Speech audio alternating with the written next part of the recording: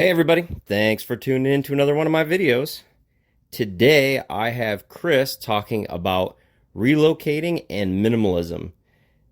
Chris is a member of the Survival Podcast community, and he did this presentation for all the attendees at the 2021 Survival Podcast Workshop down near Fort Worth, Texas.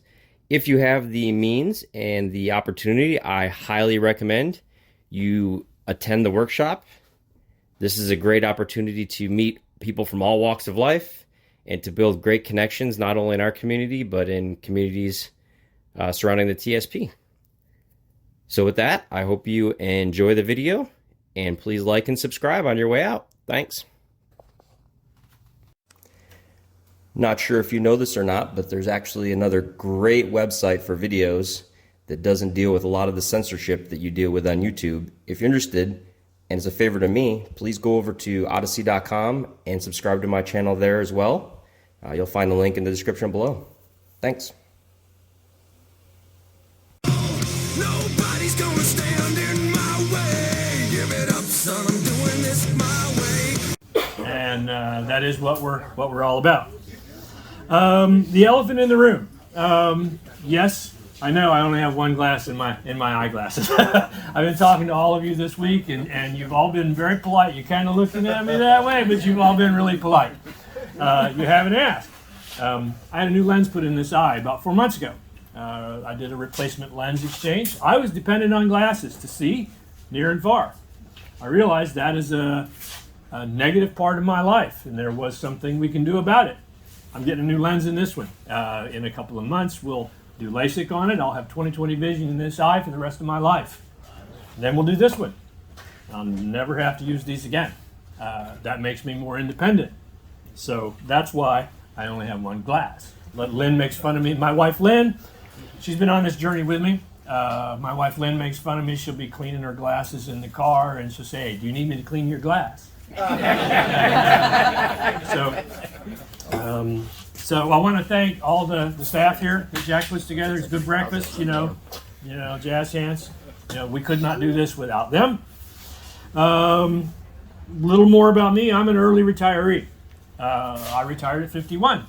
I worked hard, saved my money. That's what John Pugliano told me to do. Jack said have side hustles. I did. I hustled, and I got there. I want to thank Jack. Debt-free. Life is good. Early retiree, homestead, the whole 9 yards. So we're going on a little prepper journey today and see where we get to. Strategic relocation. Let's start just with a simple definition. Strategic relocation. Relocation is easy. Move from here to there. Could be short term, could be long term, could be fast, could be slow. That's easy. Strategic, for a reason. So we're moving somewhere for a reason, with a plan. Okay, we can all agree that that's a simple definition. Also the same definition as bug out, isn't it? I'm going to bug out. I'm going over there because it's not safe here. So bug out is strategic relocation. How about could be the same words for exit plan, right? I'm here. I need an exit plan to get over there. And we're going to come back to the exit plan later in the presentation. I've been a prepper my whole life. Back in high school, when I was a sophomore in high school back in the 70s, I had a subscription to Mother Earth News when Mother Earth News was a good magazine. Now it's not. Okay? I did term papers in high school on Ayler's Underground House Book. I mean, I had friends who were Back to the Landers from the 60s. So this is what we're experiencing now in the Back to the Land movement is not the first time this has come around. You're not reinventing the wheel. You're just rediscovering what's always been there. So I've been at this a long time and gone through a whole lot of iterations of what being a prepper or being a homesteader or being a Back to the Lander really means. I love this. I mean, we can all give. I know Jack said several times, I wish I would have made my tagline, shorter or easier to remember. This is perfect. This is perfect, man. I go through my day wondering, is this to help me live a better life? and times get tough, or even if they don't. So it's a great thing to go by. I was also Boy Scout. The fact is, I'm an Eagle Scout. Not a former Eagle Scout, I'm an Eagle Scout. I got my Eagle Scout back in the 70s when that meant something. All right? Now you have to have a merit badge in gender studies to get that. Do you really? No, Not really. No. getting there. True story. Part of what I did in my early life, I was a Boy Scout camp ranger. I ran a Boy Scout camp, and back then we taught pioneering and Now it's too dangerous. rubbing sticks together to make fires and everything like that. I was back at my old Boy Scout camp just last year, and we have an old dining hall, and they have a new dining hall now. We had the old one, and I went in there, and they had robotics going on at the Boy Scout camp. And I questioned the current ranger, because once you're a ranger, you're always a ranger. I questioned him. I said, "What's the deal? Why are all the kids in there?" He says, "That's our most active program area. If we don't have that, they will not come." They were assembling BattleBot robots to have wars at camp. I'm no longer a member of the Boy Scouts of America. They've changed around me. Change is something we'll also come back to. Well, we'll get to that. So, but I did always have loved the Boy Scout motto, be prepared. And I used to wonder when I was a kid, why do we say that? Be prepared. Be prepared for what? It was very vague, very ambiguous, but I think it was that way on purpose. Be prepared for life. But is that not the same thing that says? Right? Be prepared for life. So I decided early on I was going to be a prepper. Again, way back in high school, I carried a ferro rod.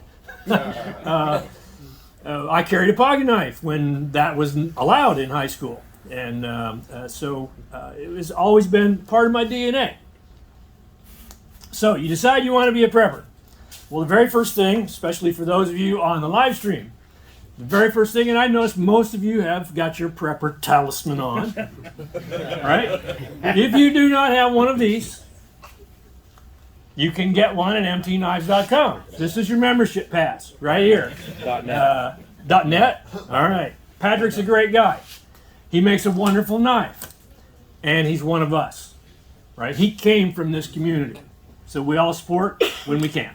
Support each other. That's what this is all about. All kidding aside, once you get your neck knife, the first thing you realize, oh, shit's not what we think it is. I need to be a prepper. What are you going to get? You're going to get a bug out bag, right? Right? All right, bug out bag. So this is your first step. Well, this is your first step. This is your second step to prepping. You get a bug out bag. And I'm a tool guy. You know, you got your flashlights, you got your little pliers, your crescent wrench, you got some first aid stuff in there maybe. You might have,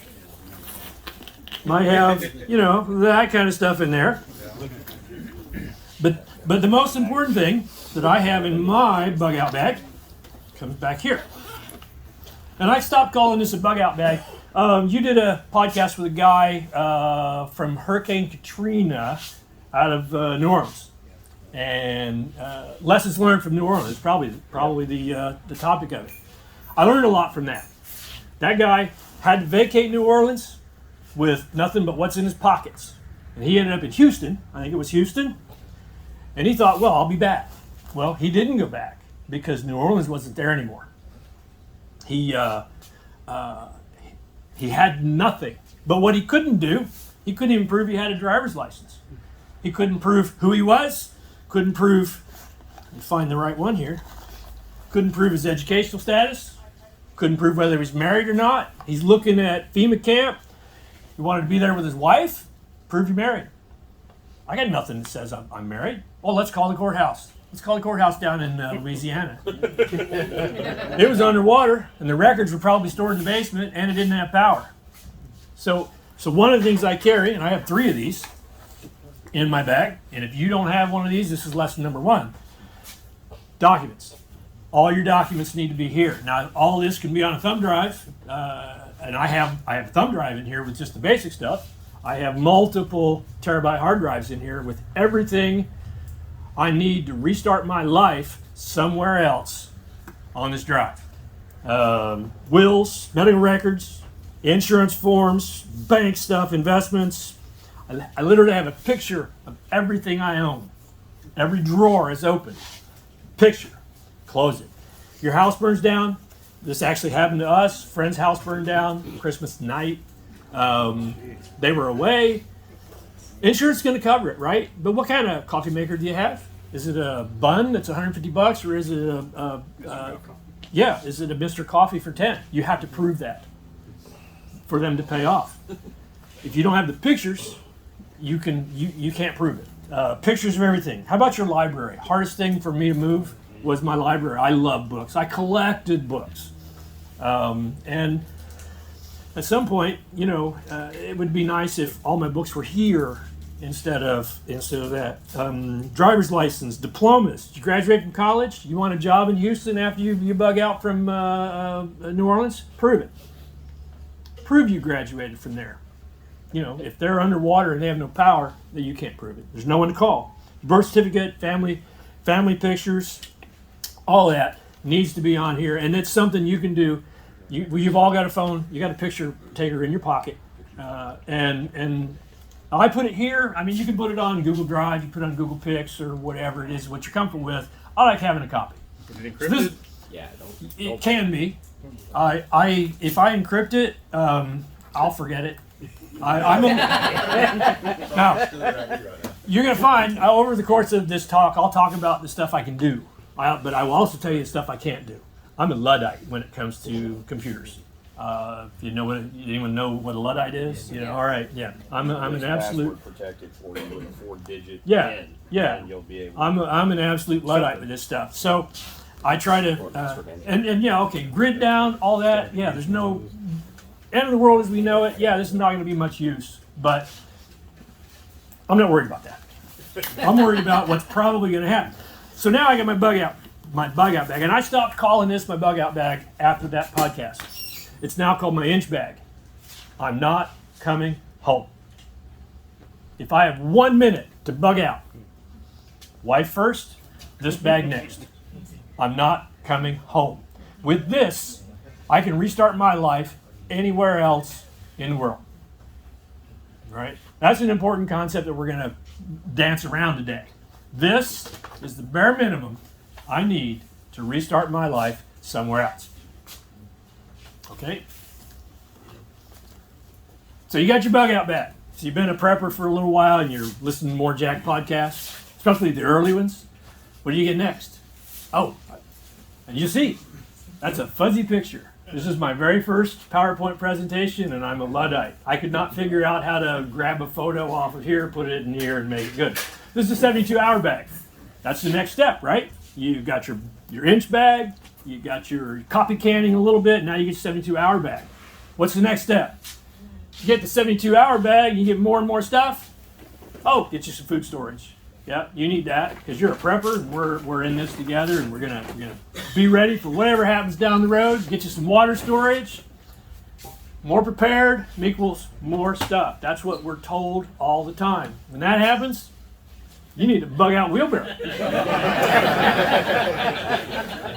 Yep. All right. It is. Well, it is kind of cool, but and I don't want to. Jessica Mills might carry 40 pounds around with her. Good thing. She has everything she needs in 40 pounds. 40 pounds. Everything she needs to get up in the morning, feed herself, bug out to a new location, and bed down for the night. 40 pounds. That's not much. So, you get more and more stuff, you get more and more shit, you need a bug out wheelbarrow. So then, y'all, we're prepared for 72 hours now. More food storage. Remember Frugal Forums? Yeah. Remember packing buckets with Wendy? I don't. All right. No. So on Frugal Forums, this was one of the early prepper chat rooms, and we had this series of videos put on packing buckets with Wendy. She showed you how to take 5-gallon buckets, Mylar bags, put the corn in, you put the wheat in, you put the beans in, oxygen absorbers, seal it, and it was a whole series of videos put together on how to do that. So you end up with more and more of this. Get you a Berkey. Got to have a Berkey. You're a prepper, right? Support Berkey.com, right? No. Directive 21. Like you said, because he hates money. Right. You get you one of those. You get your heirloom seed vault. You know, we've all gone down this road. Hermetically sealed, vacuum wrapped, non-GMO. Non-germinating. Am I touching any? Am I hitting any nerves here? Right? Am I correct? More stuff equals more prepared until this is your yeah. Really? Really? Yeah. So yeah. I never got there. I never got to here. So there's bugging out, and then I'm going to try to establish bugging out versus bugging in, emergency versus non-emergency. So there with the, here, you're ready for the ultimate emergency bug out. Okay, is there an alternative to bugging out? Sure, we've talked about it lots of times. Bugging in. Oh, see, did you see that? I didn't think that was going to work. It's the first time I ever, you should have seen me. I'm like, where in the hell is the animate button on this? Music bills in Yeah. the first one. That's impressive. Yeah. So there will be no links because I still don't know how to do that. All right. Yeah, there's an alternative. It's called bugging in. Not changing where you're at. So sometimes in an emergency, you stay in place. Why is that? Because all your stuff's here. Right. All your shit's here. I call it resources. When my barns got full and I needed another barn, I needed a barn for my resources. Yeah, right? And because staying in place sometimes has strategic advantages. If the hurricane is over there, don't bug out over there. You stay here. All right? And, again, if your safety's here, it makes sense to stay here. So that would be an emergency, bug in. Okay? So emergency, we've established that we have them. What about in a non-emergency? Is there a non-emergency bug out or a non-emergency bug in? Sure there is. We're going to go non-emergency bug in first because the other one takes us down a different path. Every day, non-emergency bug in. Every day. You wake up here, you go to sleep here. You just executed a non-emergency bug in. Congratulations. Yeah. And that's a choice you make every day. Today, here is better than anywhere else, so I stay here. And the only reason I'm here because why do we stay put? Why do you stay? When you get up in the morning and make that choice, why do you stay? Why don't you just end up in LA? Well, you were born here. You tend to stay here. That's why I stayed. Why did I stay in Ohio for 58 years? Well, my family was there. My friends were there. My job was there. I had a lot of family expectations. Is that why you're still in where you're at? I had a lot of responsibilities there. And inertia. Where we're going. My stuff was there. I had a lot of stuff. All right, so that's why I stayed. That's why I did not execute a non-emergency bug out all the time. So we got emergency bug out, we got emergency bug in, non-emergency bug in. You know what's left? TSP Workshop. Non-emergency bug out, right. Which is the same thing as strategic relocation, which is the same thing as exit strategy, right? So we're all preppers. We've got plans for all the others. But do you have a plan for this? I didn't. Relocation is changing where you are. Strategic, it means with a plan. Covered that. Why would I relocate? I live in coastal Florida now. We have hurricanes. I have to relocate because of a hurricane. That happens. What if I wanted a job opportunity in another part? What if it just popped up in another part of the country, another part of the world.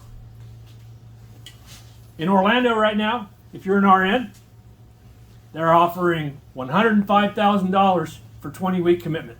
410s. You work 410s? Yeah. Now, if you were mobile, if you were Jessica Mills with a 30-pound backpack, you say, I like money. You get on down there. Oh, you got to be vaxxed. That's why they're short. But nonetheless. And I put Nick up there too, because if I remember right, Nick Ferguson, a couple years ago, spent some time in Corpus Christi on a job. It was South Texas. South Texas. I called up Nick and he wasn't home. And I'm like, what are you doing? He says, I'm down here in South Texas on a temporary job assignment. Because it made sense for him to be there for that short time. You know, he was flexible enough that he could take his family and go do that. All right? Because he wasn't hampered by family expectations or anything back in Louisiana. Why relocate? Political climate. In case you haven't noticed, the times, they are a-changing. Right, yeah. I lived in Ohio my whole life, and it was changing. I wasn't. I was the same, but it was changing, and it wasn't as good as it used to be. You may move for tax reasons. Florida has 0 income tax. Now that everyone thinks, oh, I won't have to pay any. Well, they get the money. Upgrade gonna get his money, right? Right. So they're gonna get it some other way. But if you structure your life right, structure your taxes right, that can be a significant savings, especially as a retiree. Why would you want to relocate? Because your family's back home.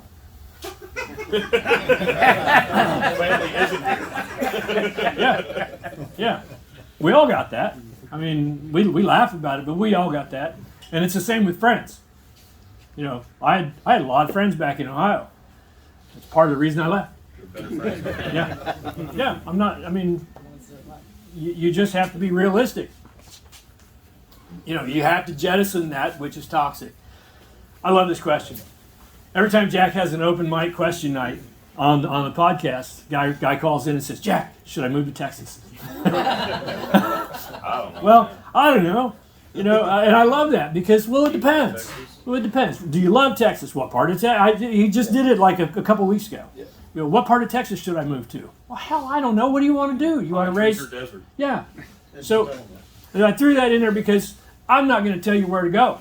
I would like to say that I did big Venn diagrams about where nuclear fallout is and where taxes are low and where the political climate is and wherever they overlap, that's the perfect spot. But it's going to be different for you. Absolutely going to be different for you. So that's why I put that in. Why we moved. These are the things we wanted. We wanted new friends. We wanted a new community. We still kept some of our old community, but we wanted a new community. I wanted to be warmer. You know, man, I've been shoveling snow my whole life. I've been loading the wood stove my whole life. I mean, if you've ever lived in the Northeast or wherever, you know what I'm talking about. You've all got homesteads, you're shaking your heads.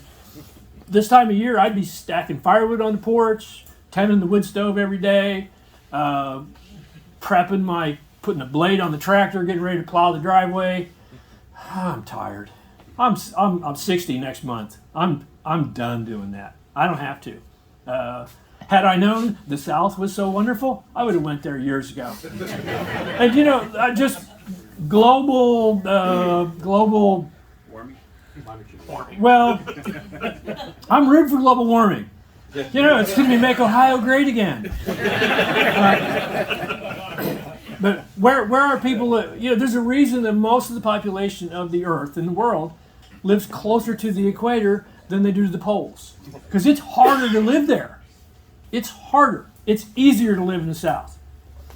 So, we wanted a change in lifestyle. I had businesses, and we had jobs, we had work, I had my homestead for all those years. We wanted to change. And this is the most important thing. How many times in your life do you get the opportunity to hit the reset button? Every day. To say that you're a lucky man, but to say that all that I've built, all that I've done, maybe it didn't make me happy. Maybe this is an opportunity to change who I am, to change what I do every day. You know, maybe the path you went down 10 years ago wasn't the path that made you happy. You're there because, well, I spent all that money on college, and by God, I'm going to teach, even though I hate kids. Right? So hitting the reset button. And here's the secret to this. Whether you hit it yourself or not, it's going to get hit for you pretty soon. It's coming. It's coming around you. I realize that I'm a dinosaur. I'm going extinct. People that do what I do and think like I think are going extinct. And there ain't a damn thing I can do about it. And there's not a damn change I can make in the world. It's going to happen. There's more of them than there are me. All right? This is my opportunity to hit my reset button at my pace on my own time. Okay? So what we're going to execute is a bug out, a non-emergency, long-term bug out. And so I'm going to tell you a little bit about our story. My wife Lynn has been on this journey with me. I don't know why. I don't deserve it. But so a little bit about my story. I built houses. I built this house 22 years ago. Beautiful house. Loved it. Handmade, everything. I did everything. Nick's been there. Yeah. Cherry floors, doors and windows. I built all the cherry cabinets, cherry trim. Really, really nice house. 12 acres, barns. We raised our family there. And this was my homestead. Had barns up here on the hill, and barns down here, and barns down here, and greenhouse, boneyard up here, stuff. All right, loved it. You know, but here's a typical prepper homestead pattern.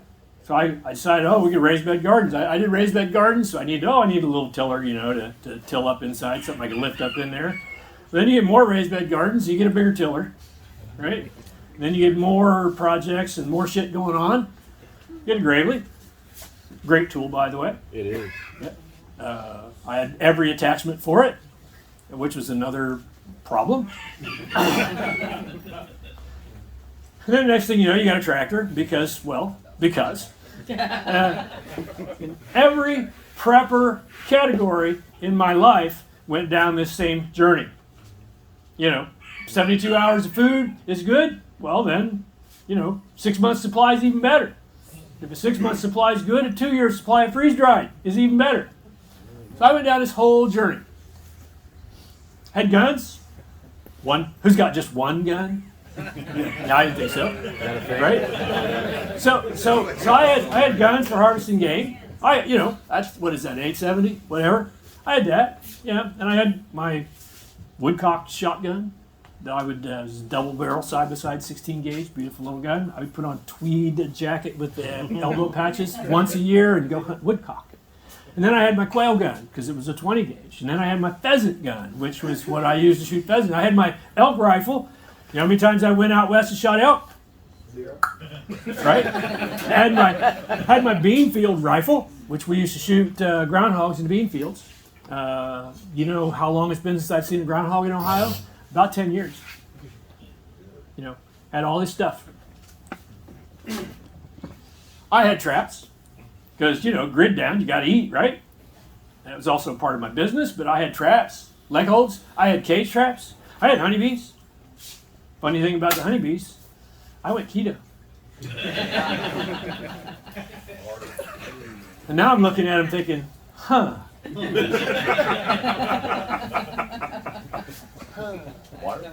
Yeah.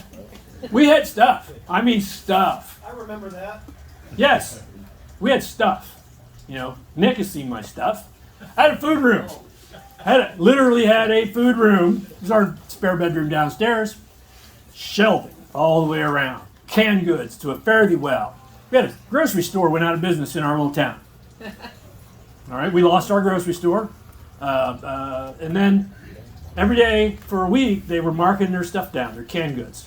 So every day, when it was 80% off, or 20% off. We'd go in, we'd get a few flats of green beans and corn and stuff. Then the next day it was 40% off and 60% off, and then it was 80% off, and we're just like, we'll take it all. And I had a grocery store. You know. But now on the other hand, it was 45 miles to the nearest grocery store after they went out.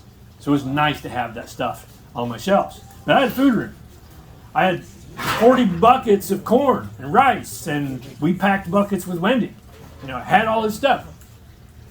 We lived, I had animals, rabbits. We did animal husbandry on the ranch. Nice drilled well, generator, always get my water, grid down, gotta have water. Had a backup generator in my generator. Right? Yeah, I had 12 jugs of gas, marked January through December. Right? I mean, this is the stuff we've all talked about for years. Had all that stuff. Wood shop, full commercial wood shop. Had a machine shop. I was a tool and die maker at one point. Had a machine shop. Had a fab shop. Welders, bandsaws. Had a full blacksmith shop. Took me 6 years to find that anvil. I'll come back to that. So I had all this stuff. But, you know, I could say, I got the blacksmith shop. Grid down, you know, red dawn. I could forge out hose, and I can plant my seed vault, you know, I'm good. And I justified it to myself. That's why I have all that stuff. Now, it was a hobby, yep. And in some cases, if you're smart, it was a business. So if I convinced myself that I needed all this stuff to be as prepped as I needed to be, so I spent my whole life getting there. So I really struggled with this slide. Spent my whole life prepping for what might happen if times get tough. But I've been hearing this shit since I was 12. Global warming, global cooling, blue helmets in the street. None of that's happened. I've been prepping for the wrong thing. I've been prepping for hard times. I didn't spend enough time prepping for today or tomorrow. I spent my time, my energy, prepping for something that has not yet happened. And it's probably not likely to happen. You know, grid may go down for a day or two, but like Jack says, someone's going to get it back up. We're not going to be without that. You know, can't get to your Bitcoin. It'll fix itself. We'll be all right.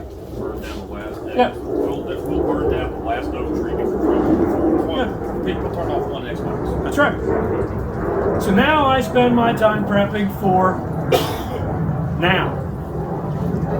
Even for times to get, even if they don't get bad. And it's a bit of a change in mindset that I'm gonna kind of throw at you. Should have been happy having all that stuff, but I was not. I mean, I had a beautiful homestead, productive.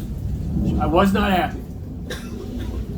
But I began to see all of my possessions as anchors. Instead of lifting up my life, they were dragging me down. Because I had all this stuff that had to be stored, organized, cleaned, maintained. Greater negative than positive. About 4 years ago, I was here. I did a small engine seminar, right? Some of you are shaking your heads. You remember that. When I came here that time, before I came that week, I walked around my homestead and I counted how many small engines I had on my homestead, and the number was 34. All right, string trimmers, chainsaws, backup chainsaws. Back up to the backup chainsaw because you might get both of them stuck in a log. You can do it. Boat motors, Graveleys, tractors. This didn't count my vehicles. I had 5 vehicles, by the way. This didn't count my vehicles. So I had 34 small engines to keep spark plugs for, to keep air filters for, to keep carburetor rebuild kits for, to keep them running. I had a lot of storage space and a lot of money invested in keeping those engines running, just because I was prepped, man. I was ready. You know, I had a backhoe. You have a backhoe, then you need a dump trailer. If you have a dump trailer and a backhoe, well, you need plate compactors because you're going to dig a hole and you want it to be firm in the bottom. And it goes on and on and on. Okay? And then the biggest factor is, as I got older, and I'm getting old now, I can say that because I am one, homestead work gets harder. It gets to be not as much fun as it used to be when I was 30. You know, a lot of you are young. You know, I hear a lot of stories. You know, I talked to Kevin a whole lot earlier this week. He's getting older too, and he's kind of looking again. Hey, that horse. Do I really need that horse? Does that horse bring me pleasure or weigh me down? Does it limit my possibilities or expand my possibilities? So you have to start looking at all your stuff and asking yourself that. And then I discovered Bob Wells. We all know this guy, Bob Wells. Yep. King of the road, man. Bob Wells, cheaprvliving.com. Here's a guy that I thought had it figured out. He lives in a van. Down by the river. Yeah. And we laugh. But I met Bob Wells. Everything he owns in the whole world is in that van. And if Bob Wells decides to bug out today, how long do you reckon it'd take him to be on the road? 5 minutes, 10 minutes. Everything he owns is right there. And it weighs probably, van and all, probably 6,000 pounds. We had Jessica Mills at 30 pounds. I got Bob Wells at 6,000 pounds. What do you reckon my blacksmith shop weighs? That's just one. That's just one thing. What do you reckon, you know, pick a topic. So we discovered this guy. And again, we're kind of unhappy. We're both early retirees. We're kind of both unhappy with what we built, where we are. What are we going to do? Our new plan. Get an RV and travel the country. It'll work for Bob Wells. It'll work for us. Maybe we'll just be nomads. Maybe we will. And that may work for you. It did not work for us. This picture is actually taken at the Rubber Tramp Rendezvous in Quartzsite, Arizona, Quartzsite, New Mexico. Yeah, Rubber Tramp Rendezvous, just 12,000 of your best nomad friends, all on BLM land out there, shitting in buckets. You know, so, and by their standards, we were absolutely luxurious in this because everyone else, you've seen the background, they're all in vans and stuff like that. So we traveled all around the country. We came through Texas, along the Mexico border, all the way to California, all the way to the Redwoods, all the way back through Grand Canyon, Wyoming, Yosemite, North Dakota, South Dakota, Michigan, Ohio, UP, seen the whole country. And we just knew that when we slide into one little town here, it's going to say home. This is where I want to be. It didn't. You know why? Because the whole time I'm traveling, I'm worried about my stuff back in Ohio. What Bob Wells can travel, he doesn't worry about his stuff somewhere else. He's got none. And that works for him, but it didn't work for me. So the whole time I travel, I'm worried about all my stuff. Someone's going to steal my stuff. You know? And so we did that for a while. This year, the RTR is happening in, January? Probably January. They're expecting 750,000 people to be in RVs in Quartzsite, Arizona. Quartzsite, Arizona is a town of 3,000 people. 750,000 people on BLM land. So the nomad lifestyle is getting harder and harder to do. It's gotten too popular. They've sold too many campers. And so that didn't work for us. So we came back and decided to sell our house. Didn't know where we were going to go. Had no idea, but got to do something. So we decided to sell our wonderful home where we raised our family. How do you sell your house in the middle of an pandemic? Well, the first thing you do is you get Jack's book on Amazon about how to sell your house. What is it, $3, $5, whatever it is. Like well worth whatever. And you follow the directions in the book. You make your house 1% better than everything else out there. And in the middle of a pandemic, so I back up. I did all that. Spent maybe 6-8 months fixing the house up. I brought in a realtor. I had friends who had a realtor friend. I know you don't like realtors. I didn't like realtors. But I called this guy. I said, hey, I hear you're good. Come show me what you got. So the kid sat down, young guy, sat down at my table. He said, I can get you this number for your house. I said, you're nuts. You're absolutely out of your mind nuts. He says, I can guarantee it. And I said, son, let me sign. Earn your money. Put my house on the market. 18 days later, I had a full price offer. Get out. We smoked it. Right. Yeah. We thought, yeah. We thought we had a year. Because he sat down with us. Thank you, Lynn. He put 3 prices down on a paper. He says, this is the price I can get you if you got to be out in 30 days. This is the price I can get you if you need, 6 months. This is the price if you're willing to wait a year. We'll throw this price out there and see what sticks. So I said, let's go for that price. More is better. I like money. Got that price 18 days later. All right. We had people, wonderful people, by the way. They appreciated what I did with the house being hand built. They came from Chicago. They wanted out of Chicago in the middle of the pandemic.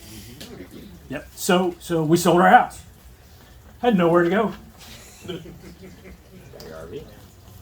So I'd already sold the RV. Yeah, I already sold the RV. I'll come back to it, Jake. Hang in there. I need a gun. We had already sold the RV. So I was suddenly gone from a slow bug out to an emergency bug out. And this is where decisions have to get made. And this is really the meat of what I want to talk about here. I had 60 days to get out. Now, I had already gotten rid of a lot of my stuff because I had to clear it out in order to show the house. But I was intending to build another house in Ohio.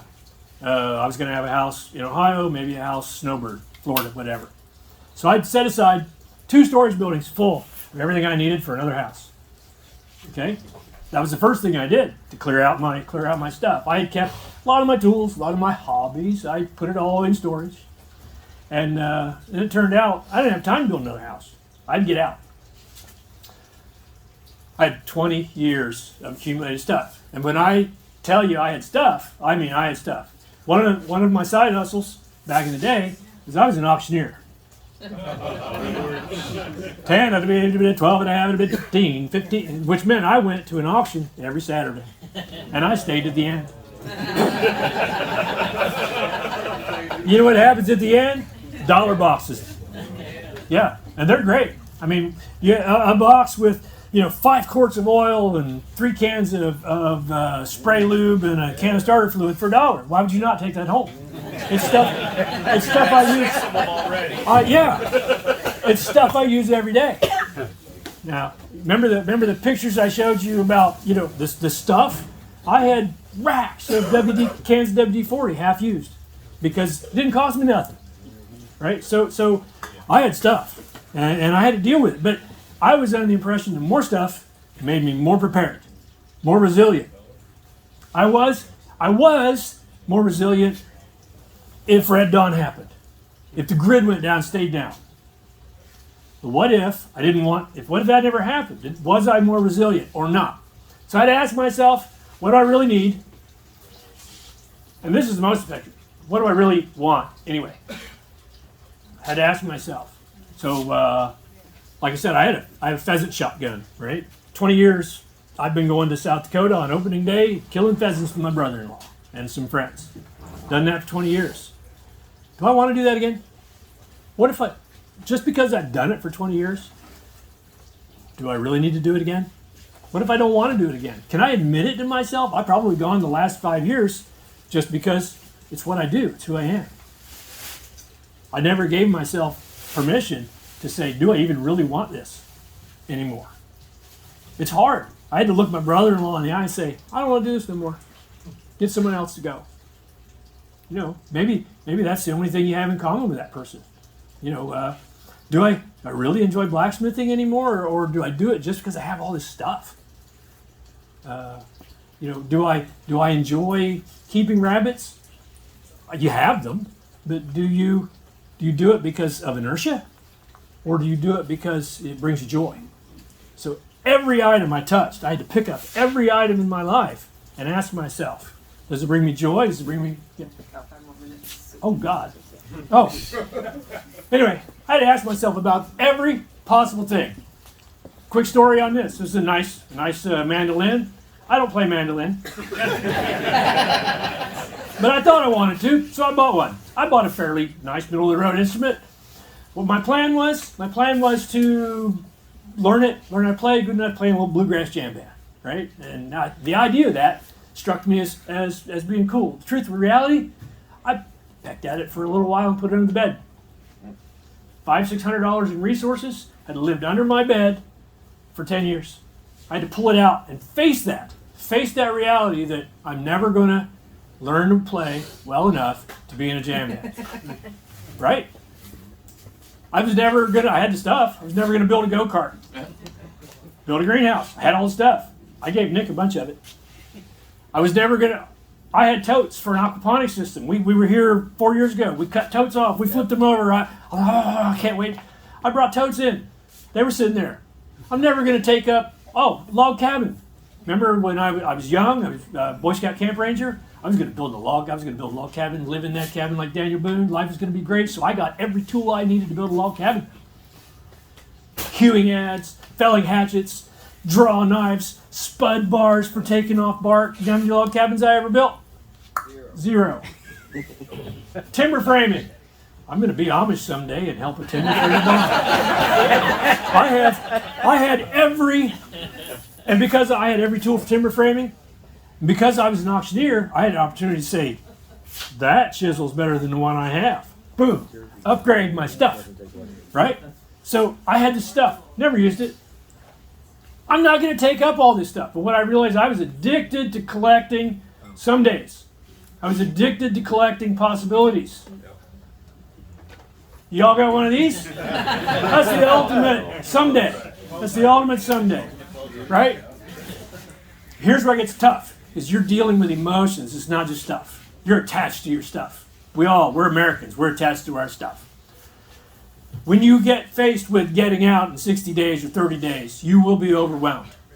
You will absolutely be overwhelmed. The mandolin back there, the money was already gone. That's an important concept. The money's gone.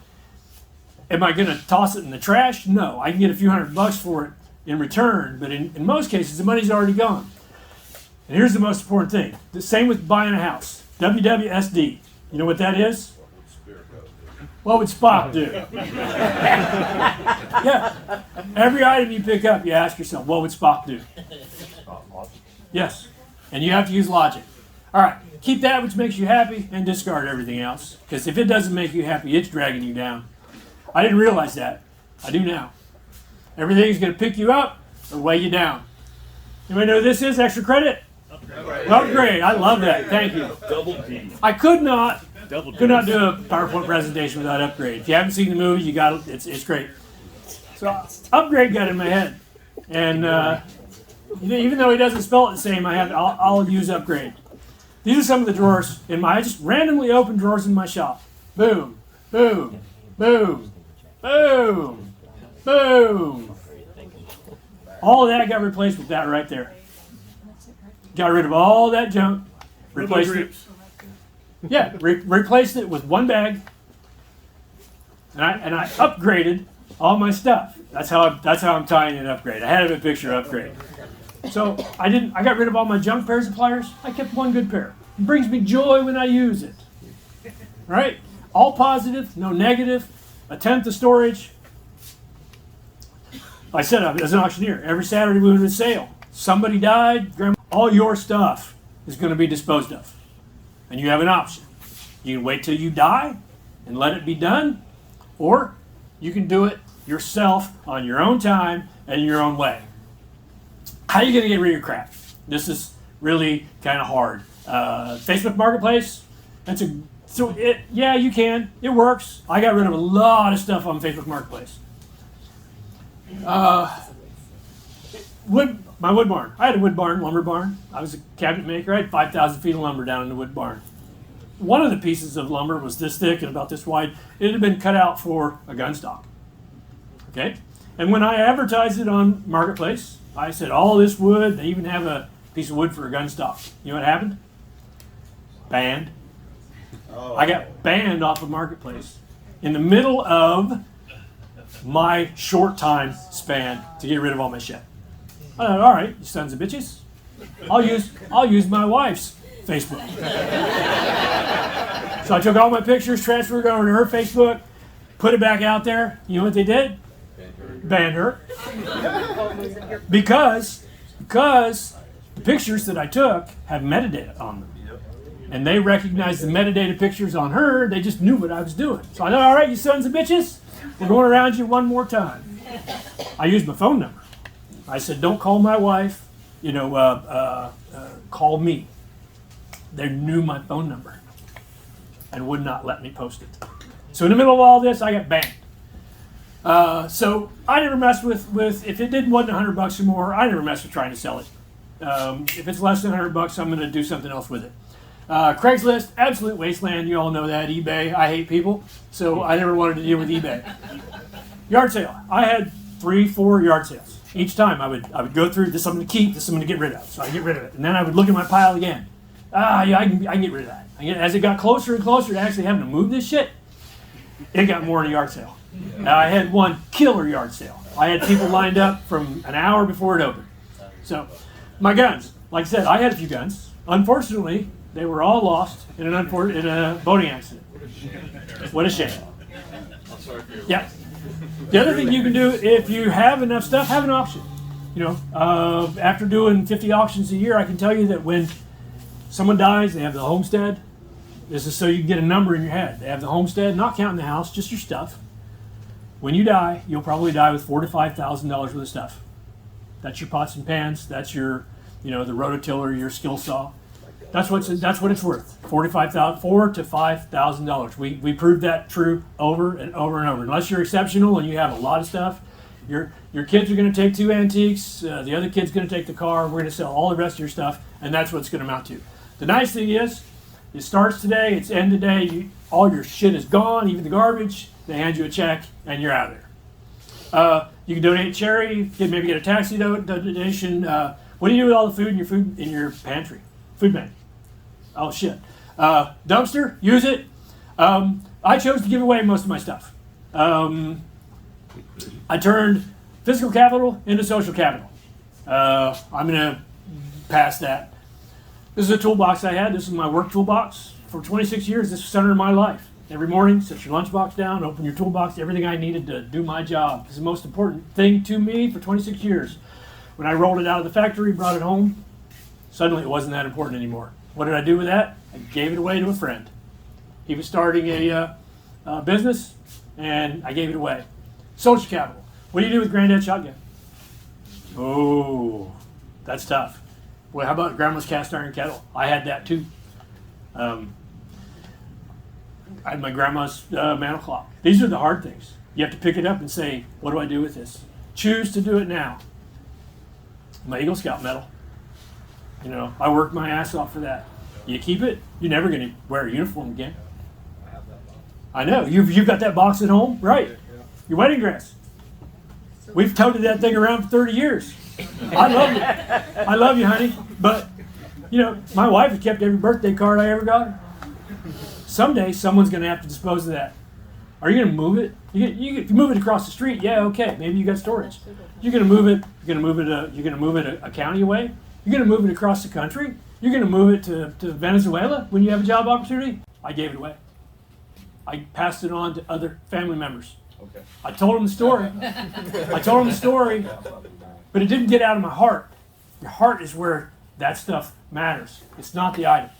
I was never going to shoot that shotgun again. And so it's a double. I still keep the memory, but I'm a pretty good guy for letting one of my ancestors have it. You can still keep that. What you can do now, digitize everything. That's the number one thing. Digitize everything that you can, because you can move that. That's easy. Upgrade your stuff. Get rid of the trash, keep the good, move on. Dispose of your excess. It's almost all excess. Ask Jessica Mills how much she needs, 30 pounds. Beyond that right there, we've already established this is the minimum I need. Deal with family heirlooms now. I cried when I gave away my grandmother's .22 rifle. I did. But my cousin who got it cried even harder. Okay? That was cool. That was the cool moments. Yep. So admit that you're not going to get to that project someday. That was one of the hard ones for me. I don't like this presentation. Yeah. Did you ever do anything with solar panels I gave you? Yes. Okay, cool. I had a complete hot water solar system that I was going to do someday. I gave it to Nick. Make a plan. All right? Make a plan. Make an exit strategy. Do it now, because you're going to exit sooner or later. Invest in knowledge instead of more stuff. The ultimate prepper asset. Get help. Moving is hard work. Don't wait till you're in the middle of it. And even Bob Wells can find 10 items in his van to get rid of today. I challenge you. Go home. Find 10 items. Make them go away. What will you find when you clear it all out? Nick asked me this question earlier this week. What do you find when all your stuff's gone? Freedom. Freedom. Suddenly, freedom and happiness can take the place of all that stuff. You got rid of excess, do it again. You're going to move yourself, you're going to hire it done. Really not important how you do it because you've got rid of all your stuff. You can hire it done, but they're just going to move your problems with you. Literally, in my community, I see moving vans show up. One of the things they unwrap is the trash can full of trash. They moved it from the other place. Don't be that guy.